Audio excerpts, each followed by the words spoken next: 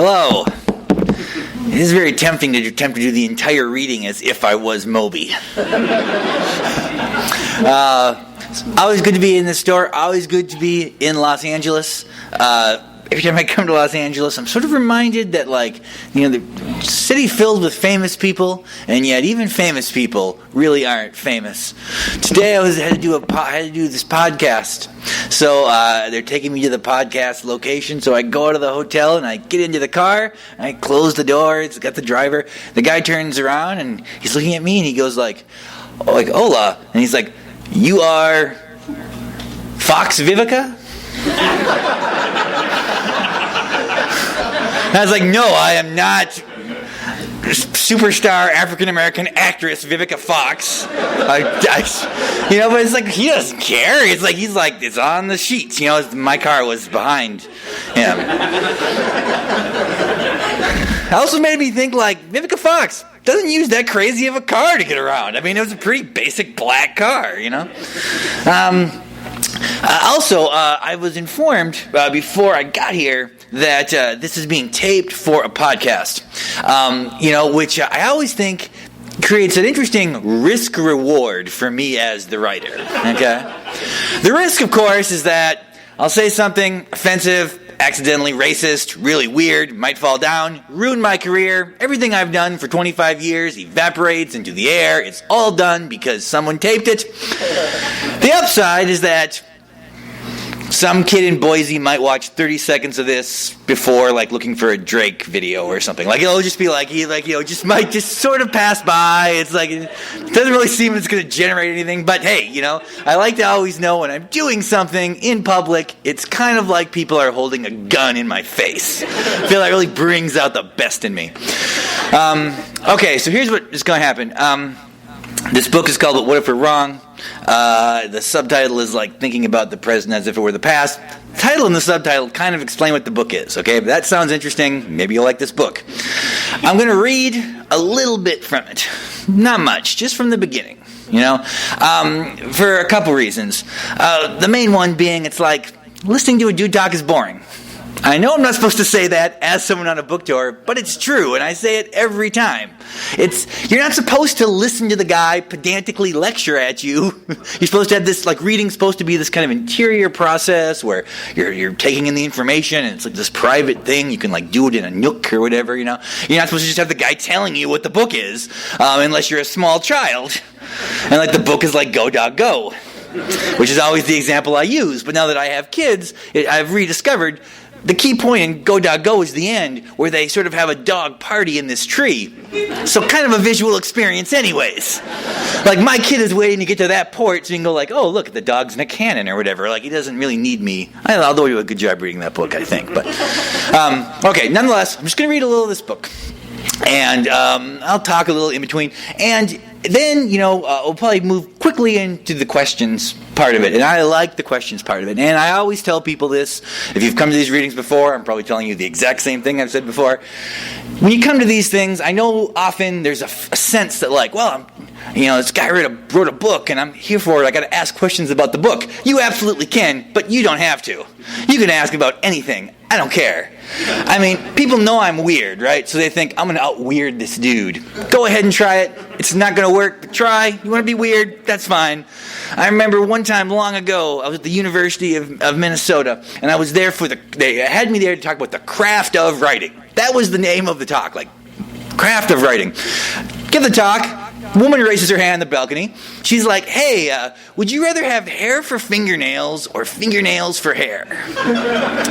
Okay, technically not a question about the craft of writing. And I was going to sort of, kind of playfully make fun of her for kind of the inanity of this question. But as I was doing so, I kind of realized that if I had hair for fingernails, I'd kind of be a limited lazy werewolf.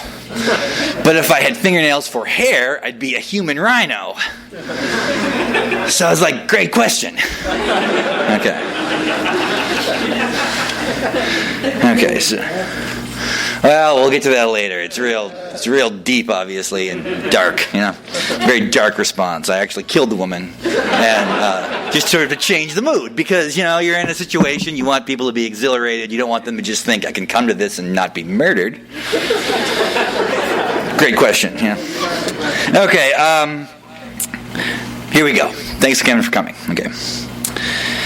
I've spent most of my life being wrong. Not about everything, just about most things. I mean, sometimes I get stuff right. I married the right person. I've never purchased life insurance as an investment. The first time undrafted free agent Tony Romo led a touchdown drive against the Giants on Monday Night Football, I told my roommate, I think this guy will have a decent career. At a New Year's Eve party in 2008, I predicted Michael Jackson would unexpectedly die within the next 12 months, an anecdote I shall casually recount at every New Year's Eve party I'll ever attend for the rest of my life. One thing on this, I mean, hey, Michael Jackson's death, granted, there's a lot of weird news coming out about him today, but it's a tragedy. He was a musical genius, really talented. No one would be happy about a man dying. That said, it's pretty fucking amazing I did this, and I still can't believe it. I think it's got to be one of the most amazing things I've ever done. That summer then, I was having a New Year's Eve party with my wife, okay?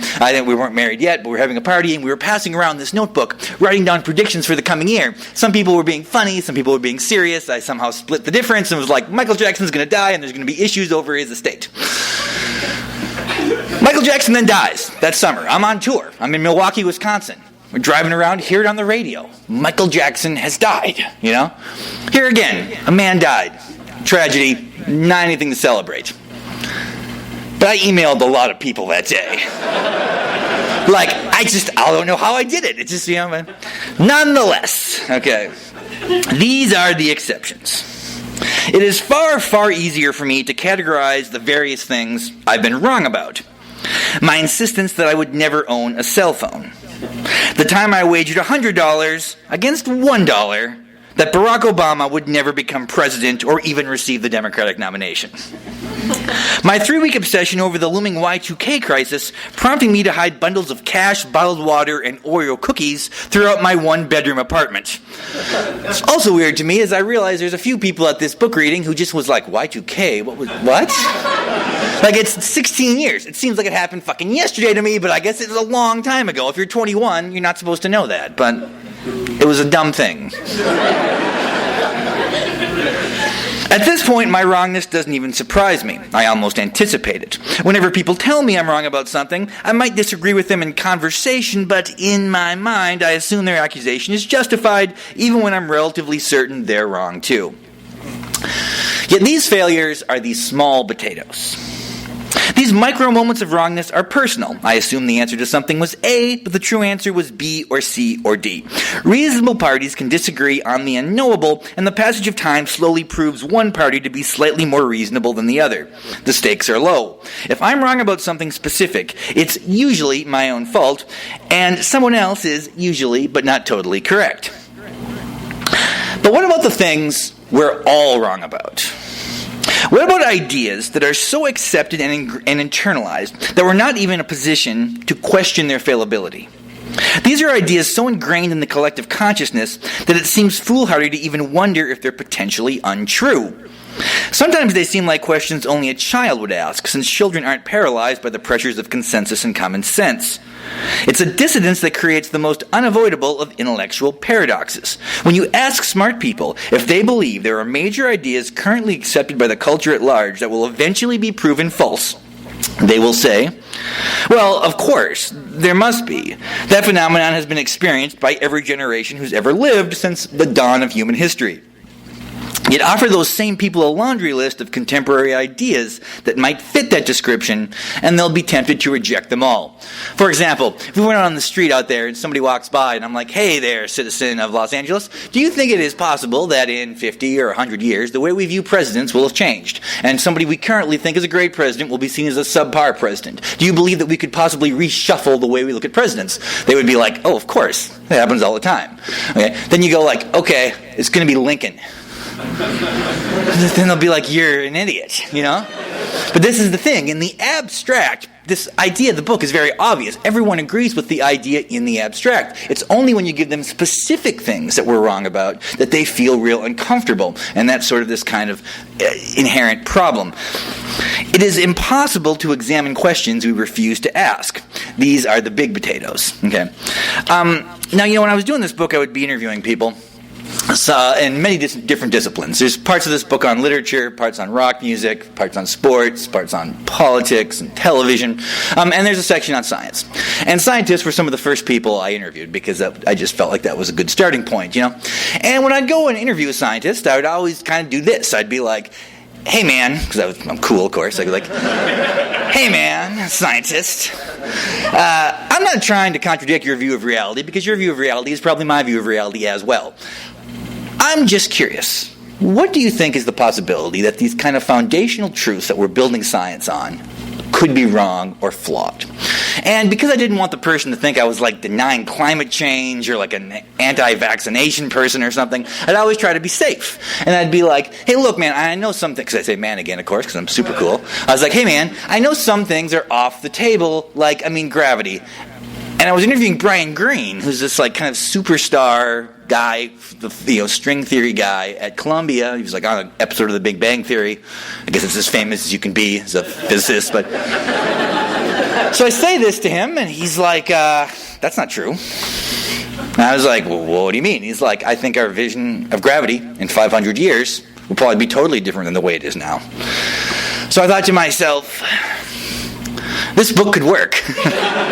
If the example I'm using as the unchangeable thing is totally changeable, like everything is sort of on the table. Because here's the deal with gravity, it's like, okay, our understanding of gravity is basically roughly 400 years old, 350 years old. It's pretty much Isaac Newton's ideas kind of filtered through Einstein. The idea that gravity is this force that sort of dictates the entire universe. So much so that if you're a physicist and you got some complicated equation you're working on, and it's brilliant, but it doesn't match up with gravity, you change the equation. Now, this sort of surpassed the previous idea of gravity, which was Aristotle's idea. This was back when science was more interlocked with philosophy as opposed to math. Aristotle's belief on gravity was like, well, the reason a rock doesn't float is because a rock wants to be on the ground. Rocks have agency, and they want to be at the center of the universe. Obviously, Earth is the center of the universe. The center of Earth must be the dead center of the universe. So if you drop a rock, it's trying to get to the center of the universe, and the only thing stopping it is the ground. Everyone hears that now, and they're like, it's bizarre, weird, but when you think about it, it's the guy just observing the world. He has nothing to base it on. He's just looking at it. And we thought this for about 2,000 years, okay? That was sort of the unilateral understanding of what gravity was and why it happened for 2,000 years. And this kind of prompted a bunch of other questions that I apply to all the disciplines in this book, not just science. But in the example of gravity, it's kind of phrased like this. If mankind could believe something false was objectively true for 2,000 years, why do we reflexively assume that our current understanding of gravity, which we've embraced for a mere 350 years, will somehow exist forever? Of course, at the same time, is it possible that this type of problem has been solved? What if Newton's answer really is, more or less, the final answer, and the only one we will ever need? Because if that is true, it would mean that we're at the end of a process that has defined the experience of being alive. It would mean certain intellectual quests are no longer necessary. In other words, part of the idea of being a smart person, generally, is to look for things that we don't already know, to break new ground. But if we get to the point where we kind of assume what the ground we've broken is all the ground that's left, kind of changes the meaning of what it means to be an intelligent person. What are you supposed to do when there's nothing else to learn except what other people have learned already? Finally, which statement is more reasonable to make? I believe gravity exists, or I am 99.9% certain that gravity exists. Certainly, the second statement is safer. But if we're going to acknowledge even the slightest possibility of being wrong about gravity, we're pretty much giving up the possibility of being right about anything at all. One of the books I read before I started writing this book was by a woman named Catherine Schultz. At the time, she wasn't that famous. She's kind of famous now. She won a Pulitzer Prize. She wrote a story for the New Yorker that was basically like an earthquake is going to happen in the Pacific Northwest, and it's going to create a tsunami, and it's going to wipe out the whole region, and Seattle and Portland, Olympia, and Eugene will just be gone. A depressing story. Granted, earthquake stories, usually depressing, but this one especially so, since it was talking about the death of 13,000 people. That seems mathematically certain. Okay. But regardless, before she did this, though, back to the reason I interviewed her is because she had done a book called Being Wrong. Okay. Now, her book is different than mine. Her book is like personal wrongness, mistakes you might make in your job or in a relationship. Why do we make bad decisions, or why are we wrong about things in our own life? My book is about collective wrongness, kind of these ideas of shared things that we all seem to believe. But nonetheless, one of the things she talks about in this book is the idea of naive realism. And I write about this a little bit in my book as well. She kind of says, she says there are like no one out there who's promoting the idea of naive realism. But that doesn't mean that naive realists don't exist. I would go a step further. I suspect most conventionally intelligent people are naive realists, and I think it might be the defining intellectual quality of this era. Now, the straightforward definition of naive realism doesn't seem that outlandish. It's a theory that suggests the world is exactly as it appears. Okay, that's the idea of naive realism. How the world looks is how the world is. You want to find a naive realist? Find a 2-year-old kid. Okay, you put a baseball on the floor, ask the kid, where's the baseball? They'll be like, baseball.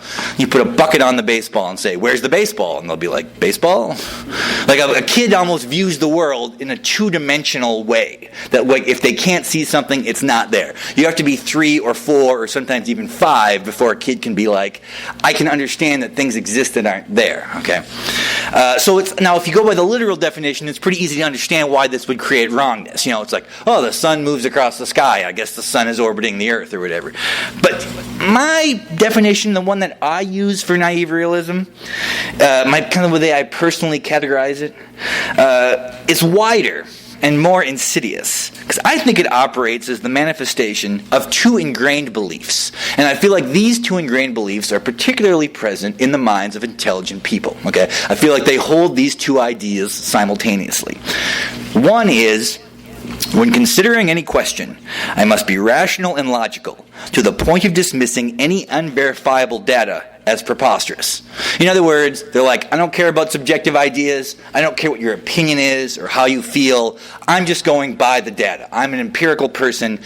For me to understand something, it's based only on factual material. But at the same time, they also happen to hold this thought. When considering any question, I'm going to assume that the information we currently have is all the information that will ever be available. So it's like we're only being logical, but we're assuming that we're done finding out the material that allows us to be analytical. Here's an extreme example, okay? The possibility of life after death. When considered rationally, there is no justification for believing that anything happens to anyone upon the moment of his or her death. There is no reasonable counter to the prospect of nothingness. Any anecdotal story about like floating toward a white light, or like when Shirley MacLaine would say, you know, she lived on Atlantis, or there's the book about like the little boy who goes into a coma and he comes out of the coma and he's like, Jesus is great, or whatever, you know. It's like, these things are always sort of just dismissed, justifiably, sort of by the secular intellectual community. Okay, they just don't seem like they're worth putting into the equation. Yet this wholly logical position discounts the overwhelming likelihood that we currently don't know something critical about the experience of life, much less the conclusion to that experience. There are so many things we don't know about energy, or the way energy is transferred, or why energy, which can't be created or destroyed, exists at all. We can't truly conceive of the conditions of a multidimensional reality, even though we're probably already living inside a multidimensional reality. We have a limited understanding of consciousness.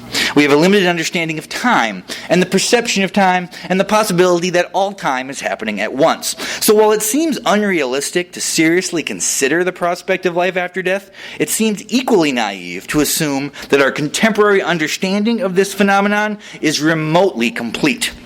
We have no idea what we don't know, or what we'll eventually learn, or what might be true despite our perpetual inability to comprehend what that truth is. It's impossible to understand the world of today until today has become tomorrow. Now, this is no brilliant insight, and only a fool would disagree, but it's remarkable how habitually this truth is ignored. We constantly pretend our perception of the present day will not seem ludicrous in retrospect, simply because there doesn't appear to be any other option. Yet there is another option, and the option is this. We must start from the premise that, in all likelihood, we are already wrong. And not wrong in the sense that we are examining questions and coming to incorrect conclusions, because most of our conclusions are reasoned and coherent. The problem is with the questions themselves. So what this book really is just, it's multi-topic, and I just kind of work through the possibility that either we're wrong about something we believe in the present tense, possibly, we might be right, but the history of ideas is kind of the history of being wrong, so you got to almost project wrongness upon it. Or the way that we sort of look back on the 18th century or the 15th century, we use a different criteria for that than the criteria we use for our day-to-day life. So I try to sort of jump forward and visualize a person 300 years from now looking back on this era. And what criteria will they use to sort of understand this time? Because it seems to be that even though we're all living through this time and we have a first-hand relationship to what's happening, our belief of this period will not become the historical belief. Later people will come back and interpret this time, and that will be what it meant to be alive at this time. So there's a section on what's the possibility that the greatest author living right now is either someone totally unknown like Franz Kafka was, or weirder still, known but not taken seriously by anyone, maybe not even themselves. I talk about the idea of rock music sort of receding from the culture and becoming an academic pursuit. So in some distant future, an academic is looking back at rock music and in all likelihood using one individual to sort of understand the entire system. Who would that individual be? There's something about the future of football. There's something about the idea of television being a dead medium in the future, and people going back and looking at television like archaeologists instead of people looking for entertainment. There's something about politics, and is it possible that the things that we view as strengths, sort of, to the American society are actually weaknesses long term? And then at the end of the book, there's a section on the possibility that we are right about these things. And what will that mean if we are in fact right about our sense of reality, and this is it? Like, we're at the apex, basically, of knowledge, and now we have to figure out what do we do now if we're still curious. Okay. So that's the book. That sounds good? Buy it. If it doesn't sound good, maybe buy it anyways. Okay. And I will start taking questions now, if there are questions. That guy wins. What was the interview process like for becoming the ethicist? Is that what it is? Ethicist, yes. Okay, a lot of pronunciation in the job. No, I should say that. I was mean. That was I'm sorry. That was a very obnoxious thing for me to make a joke about. I don't know why I did it. It's a good question. What was the interview process like? You know what? There wasn't one. I wrote a letter to them and I said, hey, I want this job. And the guy was like, really? And I was like, yeah. And he was like, that's interesting. And then they sent me, I guess this is like an interview. They sent me 10 potential questions. And they were like, how'd you answer them? So I answered them. And the guy was like, I want to hire you. He's like, however, this is like a weird thing, seemingly unethical too. They're like, we have to open this job up, though. We need to have a kind of a more diverse pool of candidates. So we're going to pretend like this job is open for 3 months. And they even had a bunch of people do one column, like Cheryl Strand did one, and somebody else. And I assume these people were under the impression they were trying out for the job, but I already had the job. But I couldn't tell anyone because I was the ethicist, which is unethical of me because I was lying. Okay. So that's what it was. And then I just got the job. And, I tell you what, I love that job, but it bummed me out. I thought I'd be great at it, and I was only okay. And it was real stressful because, kind of like the thing I said about podcasting, the risk-reward did not seem in balance. I always thought, especially in this age of identity politics, and I was consciously picking questions where there was a real possibility that you could make an argument on either side. Like, what was weird about the readership is that they seemed to like when the question would be like, hey, I'm wondering, can I steal from my daughter? And I would be like, no. And then people would be, you're a terrible person. And people would be like, yes. Like, the readership for that column is real self-righteous. They just wanted me to pick obvious things and yell at people. But I didn't want to do that. I wanted to pick questions where you could make an argument on either side. So as a consequence, I was always like, I was just so nervous, and the more I'd think about these things, the worse it would get. I mean, if you just asked my wife about this, she'd be like, this was a terrible thing for me, because there'd be 3 days in every week when I would have turned the column in and then wish I could bring it back, and it always seemed like the downside was I'm going to end my career this week, and the upside is people going like, no, it was okay, all right, it was okay this week. Like, that seemed to be what they were. Okay, back there, red hat dude. The same thing, when did you leave? Because I wrote you a submission, and they went ahead and printed it, but by the time it was printed, it was no longer you doing it. Oh. Well, I'm not surprised by that, because, we get these questions in, sometimes it would be months before we would use them. Yeah. And, And I'll tell you, I can explain why, okay? It was still, it's still in the physical magazine. So there was a certain size it had to be. So what would happen is, let's say one week I had 800 words of space. I had to find a question and a response that fit that space. Now, I had been a rock critic before, right? So when I was a rock critic, it was like, oh, I'm reviewing a Yeah Yeah Yeahs record. I'm a little short. I'll make a joke about the Yeah Yeah Yeahs. Or, I went long. I'll just take a joke out, But if somebody's writing me about their grandma with Alzheimer's, it's like, I can't be like, I'm going to fluff this out. So I had to find questions that exactly fit that space, okay? And if it didn't fit exactly, I had to use something else. And I also, they always wanted there to be a mix. Like, they wanted, if there was one serious question, they kind of liked a goofy question, too, So, the person who...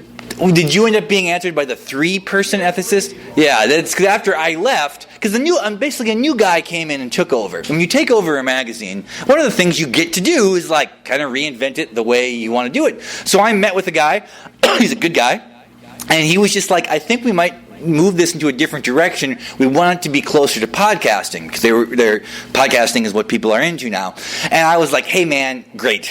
It's not going to be, I'm not going to fight you on this. If you think this is done, I'm happy it's done. And I got to say, I'm relieved that it is done, even though I miss thinking about the questions. Yeah. Well, that's very nice of you to say. That's nice. Okay.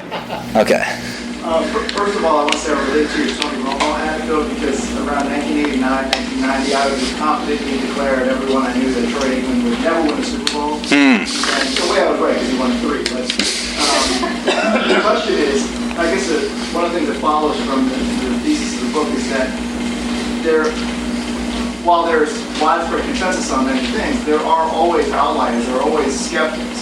So, at the risk of, while this is being recorded, putting yourself on the side of something that seems like an extreme outlier opinion, is there anyone out there today who is questioning something that seems, certain, whether it's 9/11 was an inside job or whatever, that you think down the road could be, today's Galileo questioning the... That's an interesting question. Yeah, it is an interesting and consciously dangerous question, because you're like, hey, would you just to be cool, would you maybe say 9/11 might not happen? We're just in a bookstore. Just go ahead. But the obvious answer is. For the record, I am not worried. Yeah. Okay. You're on the record. Good for you. Okay. It's but the real answer is yes. I do think that these things are, this book is not, people always want me to make predictions. This book is not a book of predictions. It's actually the opposite, okay? It's when you write about futurism in any way, and I suppose I am writing about futurism in this book, they want you to predict things, and that's not what I'm doing. What I'm just saying is that there's a degree of certitude in our society that I find very problematic. And I think that what has happened is, particularly with the rise of the internet and we democratize voices and there's more voices out there, it's harder to get attention in the attention economy. And the way to get attention now seems to be both bombastic and incredibly secure in your opinion, almost to suggest that you're intelligent because how could anyone disagree with me? Like, it's so clear, you know? And I think that while that's not necessarily dangerous, it is annoying, right? Like the world doesn't have to be that way. I mean, if people have the wrong idea about things, it's not like, you know, if you think that 9/11 didn't happen, that's not really well, I guess it'd be weird if you thought it didn't happen. But let's say you thought Canada did it, okay? You think Canada actually did 9/11. Like, is that really a problem? Is something going to happen? No, you're just going to be this isolated person. But I don't see why a discussion on anything has to involve at the end. It's sort of like, this is what I think. These are my reasoning. You're an idiot if you disagree. I feel like you can just do the first two parts. You can just say, this is what I think and this is my reasoning. And like, you know, I'm possibly wrong. To me, it seems like an intelligent person recognizes the possibility of being wrong. And somehow it has flopped where the intelligent person seems to be the person who's just totally confident about the thing that they essentially imagined, you know? Dazed and Confused or Everybody Wants Them? These are movies. Yeah, okay. Well, which one? I guess you're asking which one is better, or which one's longer. Okay. Dazed and Confused is, I think, a better movie for a couple reasons. One, I think that while I like them both, that Everybody Wants Some. He's asking specifically about two films by Richard Linklater, and they're kind of interlocked. In fact, there seems to be a time relationship to it, that the kid who was a freshman in Dazed and Confused would be the age as the main character in this movie. This would be like him going to college or whatever. I just think that because the second one is in so many ways fundamentally based on the emotional aesthetics of the first one, that you have to like the first one more. Now, I've only seen the second film once. I've seen Dazed and Confused like 40 times. So, you know, sometimes like not even watching it, like it's just on the TV. I used to date a girl, and that's what we would do. We didn't have to make a decision. We would just watch the movie again and kind of live in that mindset. But it's like, so I like that one better. I like the music better in it. You know, I don't know. I guess that's just my opinion, but, you know. Okay. I got two questions. Is there a limit? The limit's two. No, go ahead. All right. First question is, why are so many influential pop icons dying in 2016? Like, what's Chuck's answer? Okay.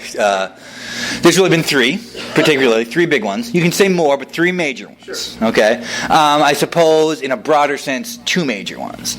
Well, one guy died because he was old. The other guy died because he died, you know?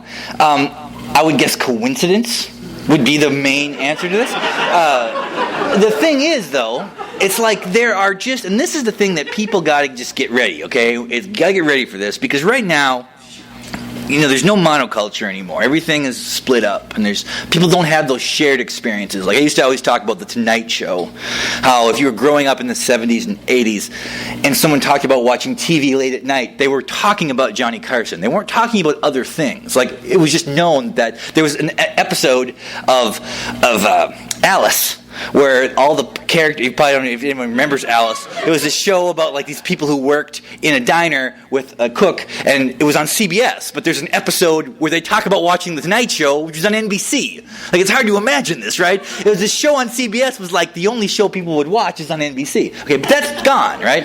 So now, but people crave that. They crave this idea of having connections with people that they don't know.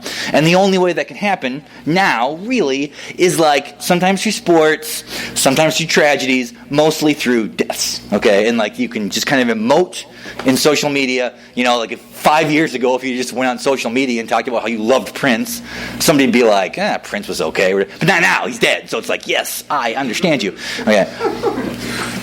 But what's going to happen, though, is a lot of deaths are going to occur because there are so many more famous people now than there used to be. I mean, in the 70s, the people who were dying were people from the 40s and 50s. There were just not as many famous people. We have so many famous people from the 70s, 80s, and 90s that there's going to be a celebrity dying constantly now. And I'm curious to see if there be a period where we'll kind of get just used to it. I kind of thought Bowie was the apex because the outpouring. I mean, I love David Bowie. I mean, but I did not anticipate that there would be such an outpouring. I understand why now, but then when Prince died, it kind of happened again. Interestingly enough, when Muhammad Ali died, it was less than Prince. In a way, it seemed like Muhammad Ali had been dead for 10 years in some ways. That was part of it too. But I was curious about why that was. I guess it was because people who loved Muhammad Ali as teenagers aren't on the internet. But anyways, what's your second question? Okay, so this one's probably a weird one. It relates to the book, though. Okay. You know? Okay, yeah. Your hype man's helping me out here. You got this. We both saw you speak in 2007, 2008 in St. Louis. Okay. Somebody in the crowd asked you, is Kiss ever going to get in the Rock and Roll Hall of Fame? And you said, no, it's never going to happen. And then a couple years, they did. And when I read that, all I kept thinking was, Chuck was wrong. Amazing. What did Chuck think when that happened? I have to know. Well, okay. In 2007, it looked as though that the criteria they were using for the Rock and Roll Hall of Fame was going to be stable. The day salary. But two significant things happened. Well, I mean, you could say three. You could say that over time, anybody from sort of the classic rock era has been elevated a bit. That Kiss is taken more seriously now than they were 10 years ago, and certainly more than 20 years ago. But the two bigger things is this. One is that now anybody who's in the Rock and Roll Hall of Fame who's been inducted gets to vote. So other musicians do not view Kiss the way rock critics do. They often see Kiss as something like, in a weird way, even if they don't respect them musically, they might look at them as almost aspirational in the way that they've sort of commodified this and they've met them as people. And so they vote because they're like, Kiss is obviously important to them. The other is that now the Rock and Roll Hall of Fame induction ceremony is held in places like the Barclays Center, where they need there's a lot of seats. So you've got to put a band like Kiss or Rush or Deep Purple, these bands that have an authentic following, where even the people who might seem, like more canonically meaningful, who might have just this tiny audience, like they need to fill these buildings. So I think that is part of it. I think that they have decided that if the Rock and Roll Hall of Fame is a commercial enterprise, we need to amplify how much credit we give to commercial success. So that's why. Sorry I was wrong about this. It's interesting that all the years later you were like, that's what you remembered. You were like, yeah. Well, good. I'm glad. That makes me feel good that you remembered it. Is there a chance, I did some research a couple years ago and found out that Killing Yourself with Love was in development, possibly to be made into a movie. Could that happen still? There's a guy working on it, a guy from Austin. It's interesting. He was the guy who he took over Austin City Limits and Lollapalooza. So he's like a concert guy. So he's like, I'm not working with people in Hollywood. I'm going to do it on my own. I was like, okay. I mean, this seems like a weird thing to do. I mean, it seems like I'm going to make a movie without involving the movie industry, but maybe he will. There's a guy in the audience tonight. He's trying to make a movie out of Invisible Man. There's somebody trying to make a movie out of Downtown Owl. I would love it if this happened, but every other time we tried, it hasn't worked. So I'm never optimistic, but I'm always hopeful. I heard you say it was your favorite of your books. Did I mishear that? Killing Yourself Lives my favorite of books, but I'll never write another book like that. I mean, that was just too personal. And I wouldn't do that. Looking back, I can't even believe that I wrote that. But I'm glad I did, because it actually, makes me very angry. It makes me just remember that period of my life. Okay. What's my favorite? Oh, thank you. Okay. So many questions to ask. I don't even know how to choose them. I don't know what should be my priority. How many questions you have? I'll give you another. Pick whatever the second one you thought of. Why don't you ask me a question? Why are you here? I mean, I'm not being a jerk. I'm like, why are you here? Yeah. No, that's exactly what I want you to ask. I'm playing into your hands. An iteration of a book called. Yeah, this is not going in a good direction. Next time, no. Okay, okay. Would you rather live in a world without booze or a world without sandwiches? I'd rather live in a world without sandwiches. Are you fucking nuts? A sandwich is bread and meat. They're still going to exist separately. I don't have to put them together. Do you know how much money I'd have to spend on drugs if booze didn't exist? I wonder if you have any thoughts on the Fermi paradox, that says the universe is so old and there ought to have been evidence of aliens by now, but most of the answers to the Fermi paradox assume that aliens a million years advanced from us would be kind of like us. I wonder if you have any... Well, there isn't a section in this book on aliens, and some people have asked why don't you address aliens, man? It's like well, two things. This is really a book about questions that I feel aren't even being asked at all, and it's like we're asking if there's aliens, like that's coming up, in terms of that, the Fermi paradox, in some ways, is almost like the bootstrap paradox with time travel. There's just this idea that if this thing is possible, there must be some evidence of it now. I recently saw a real brilliant thing that someone did about time travel. They held a party for people who've come from the future, but they didn't announce it until the party had passed. So they're so that if there are actually time travelers, they would know to go back. In terms of the aliens,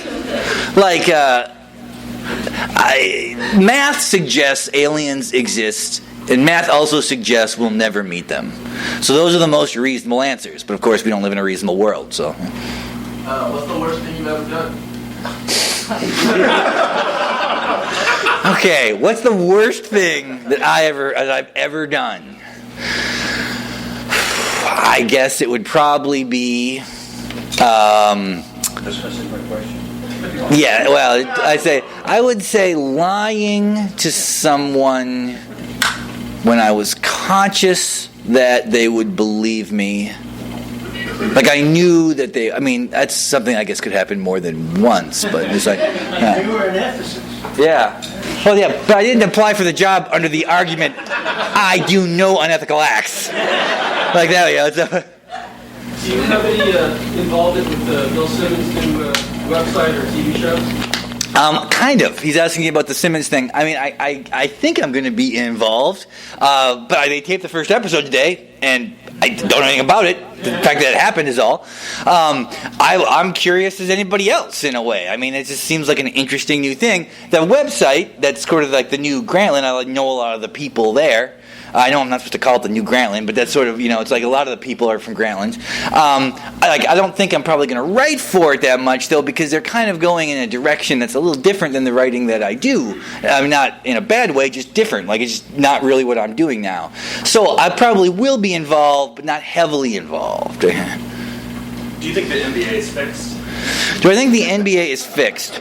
I think a little bit. I don't think the outcome of any game is set, but I think that pro sports are kind of entertainment. So if you're involved with an organization that is built around fundamentally people being entertained, you're going to want to do things that will promote that possibility. So, like the Draymond Green thing, for example. Do I think he deserved a suspension? Sure. I think you can make a very valid argument that he deserved to be suspended in Game 5. Would I have suspended him? Probably not. But if I can make a justifiable argument that he can be suspended, and the idea of his suspension will continue the series, is that a fix? Maybe I would say this. I think the NBA is not necessarily fair. That's not the same as fixing it. But I do think that, and I don't even know if that's really a problem. Because the question becomes, it's why are we watching sports? Okay, is it because we want to see the fairest possible game? I don't think that is the answer. I remember that, when Greg Popovich, the coach of the Spurs, was being criticized for holding guys out of games, good players, on nationally televised games, And the argument was sort of well, he should do that because his job is to coach his priority is to coach and win championships. So he has to do what's best for that. And I guess that is his specific job, but if you're the commissioner of the NBA, you're like, well, you're missing the point of this. Like, these games are exhibitions. Even the Super Bowl is an exhibition. No one's getting killed at these things. Like they're made up things. We've constructed these rules and we have these guys play. So if like you're not playing these guys that people want to see and are paying money to and making us all very rich, it's like you're missing the point of this. Like, this is closer to a play than it is to a real war. You know? Oh. Okay. Do I have any parenting advice? Well, this is interesting about being a parent. See, like, before you have any kids, you can't have any advice. You don't know anything. And as soon as you have one kid, you're an expert. That's the whole thing. Do you have kids? What would you like to know about? She's almost 3, so... I see your kid's older than my older kid. So it's like, actually, I got to ask you for advice. I just, I feel like I have now advice for somebody who's just going to have a kid. Like, I could say, like, the one thing I would say to anybody out here who's going to have a kid, you're going to go through this process before the kid comes, where they're going to teach you all this stuff about the birth, about the actual birth, the hospital, all these little details, all these things going on. They don't tell you anything about the first month you have the baby, and it makes no sense at all. Because the thing is, the baby, in a weird way, just kind of comes. It just kind of comes out, and if it doesn't, there is a doctor there who will take it out. But then you get the baby home, and it's just you, Is that...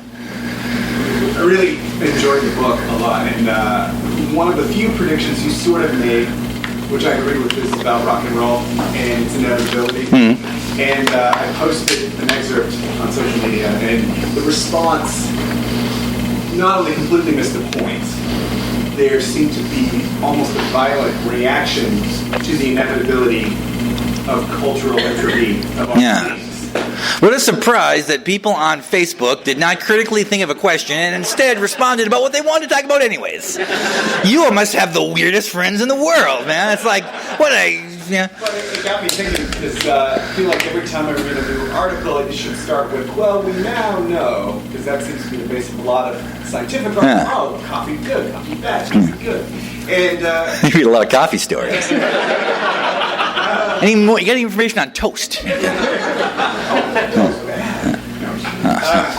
got me thinking that if everyone in the world read this, took it really, really seriously, and really, really dug in and questioned everything, the thing would just kind of collapse. That our present looking and not really wanting to dive into all of this keeps the whole thing going in a certain sense. No, that's not a crazy idea. Although the thing, I mean, what you're describing a very fantastical scenario. 1, everyone reading this book.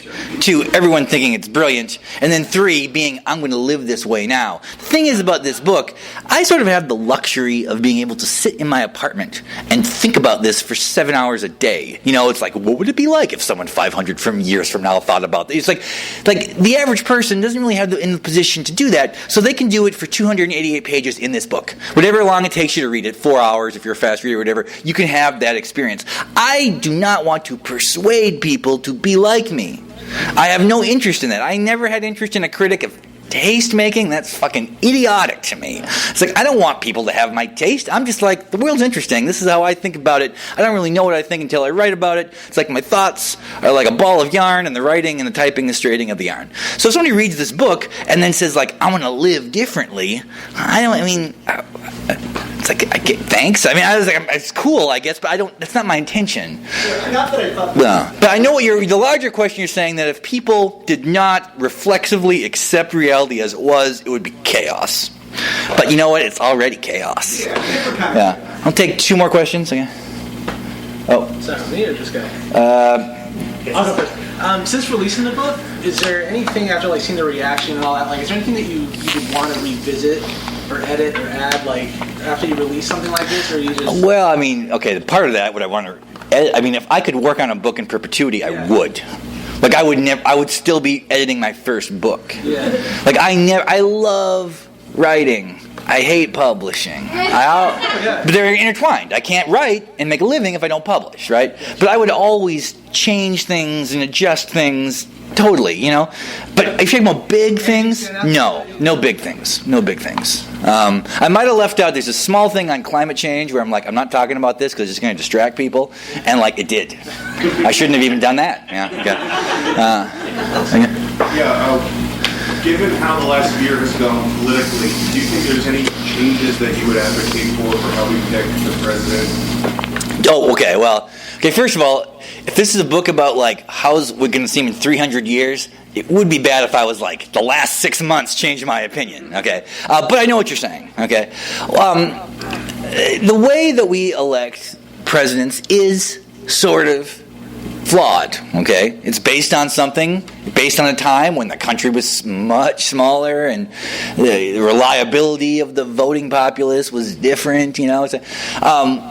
Would it make more sense to just use a popular vote? I can't see anyone arguing how it couldn't make more sense. But this is the way we do it. It's kind of part of America. It's kind of an interesting thing.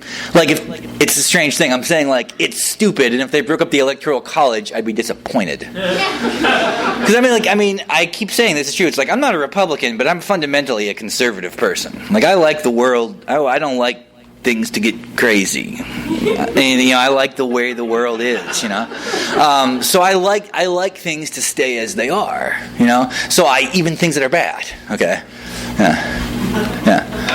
So you sort of look to the future and predict a couple hundred years out with the way that you're framing the book. Is there cultural aspects of things that exist now that you sort of maybe think that we forgot from 300 or 500 years ago that maybe someone then would hope that we wouldn't forget? You referenced Moby Dick in the book as kind of this like cultural book that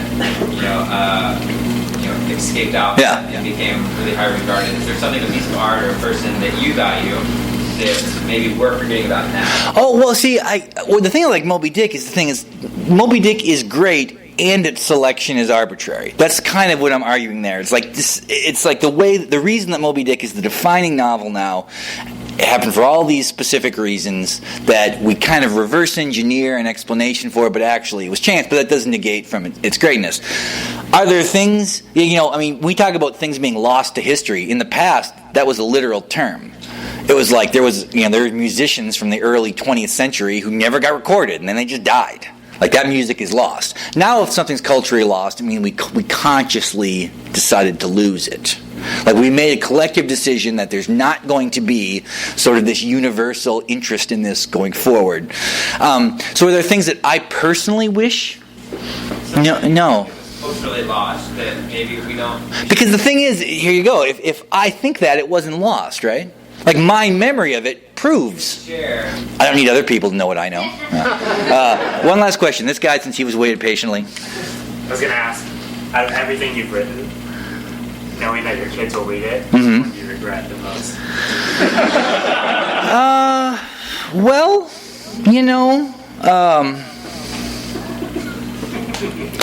It's interesting. My oldest kid's now 2.5. So when can I assume he reads this? If he's interested in it when he's 16, that's 13 years from now. Maybe he will. I guess in a way I feel good that he'd be interested in this. I don't know if as a teenager, if I'd heard my dad wrote a book, I'm not even sure I'd have read it in high school. Like, I would have read it now, but I don't know if I'd have read it then. I don't know. I guess I don't. No, I guess I don't. I'm trying to think of something. Like, I'm trying to think, like, are there things in my book that I would never say to my kid? And I would like to think that that's not the case. If my kid asks me about partying and stuff, I'm going to tell him the truth. I don't... a lot of things that I know you're supposed to reflexively say are bad, I have to say on balance have been good experiences. And is it possible also the things that were bad that are just bad, perhaps by reading this book, he doesn't have to do them, and she doesn't have to do them.